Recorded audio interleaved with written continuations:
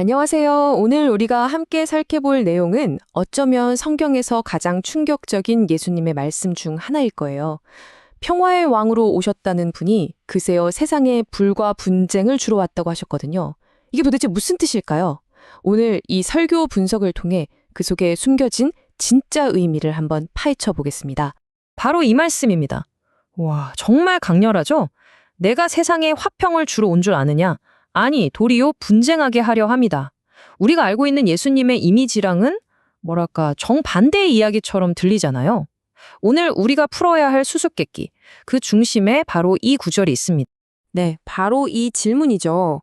평화의 왕이 왜 분쟁을 말했을까? 이 앞뒤가 안 맞는 것 같은 말 속에 과연 어떤 진실이 숨어 있을까요? 지금부터 그 답을 하나씩 찾아가 보도록 하죠.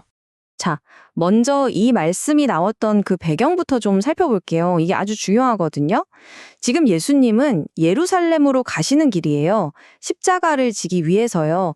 근데 그 주변은 어땠을까요? 수만 명의 사람들이 막 환호하면서 따라오고 있었어요. 분위기는 거의 축제 같았죠. 하지만 정작 예수님 마음은 아주 무거운 사명감으로 가득 차 있었던 겁니다. 보세요. 이 군중의 기대와 예수님의 현실이 얼마나 달랐는지. 사람들은 뭘 바랐을까요? 아, 드디어 로마를 무너뜨릴 왕이 나타났다? 우릴 배부르게 해줄 뿐이다? 뭐 이런 정치적이고 당장 눈앞의 문제를 해결해줄 그런 평화를 원했던 거죠. 하지만 예수님은요? 인류의 모든 죄를 짊어지고 십자가로 향하는, 그러니까 거대한 영적 전쟁을 준비하고 계셨던 거예요. 서로 완전히 동상이몽이었던 셈이죠. 자, 그럼 이제 예수님이 던지러 왔다고 하신 그 불에 대해 얘기해 볼게요. 이 불, 과연 뭘 의미하는 걸까요? 그때 사람들은 불이라고 하니까 아마 로마를 불태워 심판하시려나 보다 이렇게 생각했을지도 몰라요. 하지만 이 설교에서는 그 의미를 완전히 다르게 봅니다. 그 불은 파괴의 불이 아니라는 거예요. 오히려 세상을 깨끗하게 하고 진실을 확 드러내는 복음의 불이라는 거죠. 모든 거짓과 더러운 것들을 태워 없애는 그런 정화의 불 말이에요. 그리고 이 불은요, 예수님이 곧 겪게 될 고난, 그러니까 십자가라는 죽음의 세례와 아주 깊은 관련이 있습니다. 이 엄청난 사명을 앞에 두고 예수님이 얼마나 힘드셨는지 스스로 답답하다고 표현하실 정도였으니까요. 그 압박감이 정말 어마어마했던 거죠. 여기서 답답하다는 말이 헬라어로 슈네코마인데요. 이게 그냥 좀 답답하네 이런 수준이 아니에요. 그 의미를 보면 사방에서 짓눌리다, 완전히 사로잡히다 이런 뜻이거든요.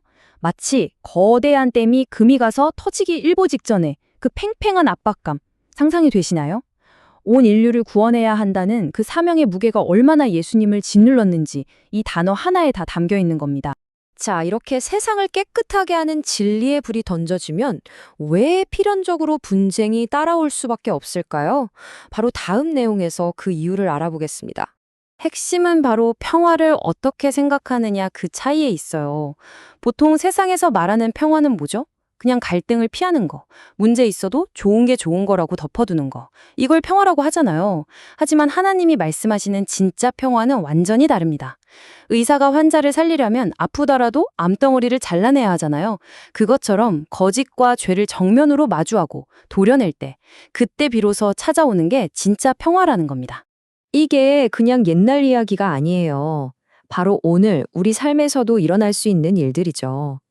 예를 들어 신념 때문에 제사를 거부해서 가족과 부딪히거나 주일에 예배드리려고 가게 문을 닫았다가 주변에서 한 소리 듣거나 또 정직하게 살려고 시험에서 부정행위를 거부했다가 친구들한테 따돌림 당하는 이런 것들이요.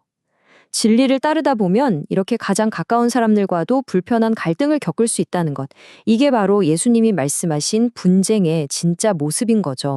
자, 이렇게 냉혹한 영적 현실 앞에서 예수님은 우리에게 아주 중요한 걸 요구하십니다. 바로 시대를 분별하라는 거예요. 그러면서 우리가 정말 중요한 건 못 보고 엉뚱한 데에만 똑똑한 척하고 있다고 따끔하게 지적하시죠. 이 비유 정말 뼈 때리는 비유 아닌가요? 우리는 서쪽에서 구름이 몰려오면 곧 소나기 오겠네 하고 남풍이 불면 어우 덥겠다 하고 이런 날씨는 기가 막히게 예측하잖아요. 그런데 정작 우리 영혼의 운명에 걸린 문제, 구원자가 바로 눈앞에 와 있다는 이 시대의 가장 중요한 사인은 전혀 알아보지 못한다는 거예요. 한마디로 영적인 까막문이라는 거죠. 정말 아픈 지적입니다. 이렇게 영적으로 무지한 우리를 깨우기 위해서 예수님은 정말 긴급하고 강력한 비유를 하나 들어주십니다. 우리에게 아직 마지막 기회가 있다는 걸 알려주시려고요. 자, 상상해보세요. 내가 누군가에게 빚을 져서 그 사람이 날 고발했어요. 그래서 지금 둘이 같이 법정으로 걸어가고 있는 중이에요. 이 문제를 해결할 수 있는 골든타임, 마지막 기회는 언제일까요? 맞습니다. 바로 재판장 앞에 딱 서기 전, 길 위에서 해결하는 거예요. 일단 법정에 도착해서 재판장 앞에 서버리면 그땐 그냥 끝입니다. 돌이킬 수가 없어요. 이 비유가 우리에게 말하려는 건 아주 명확해요. 우리의 인생 전체가 바로 하나님의 심판대로 걸어가는 길 위의 시간과 같다는 겁니다. 무슨 뜻이겠어요? 아직 기회가 있다는 거죠. 지금 이 길 위에서 하나님과 화해할 수 있는 기회가 우리에게 주어졌다는 아주 긴급한 메시지인 셈입니다. 자, 그럼 오늘 이야기의 핵심 세 단어로 딱 정리해 볼까요? 첫 번째는 불입니다. 이건 우리를 태워 없애는 불이 아니라 우리를 깨끗하게 하고 살리려는 하나님의 뜨거운 사랑이었죠. 두 번째는 분쟁입니다. 세상의 가짜 평화와 타협하지 않고 진리를 위해 기꺼이 맞설 수 있는 거룩한 용기를 말하고요. 그리고 마지막 가장 중요한 지금 더 이상 미루지 말라는 겁니다. 바로 지금 하나님과 화해하라는 절박한 부르심이죠. 오늘 내용을 마무리하면서 우리 스스로에게 한번 질문을 던져보면 좋겠습니다.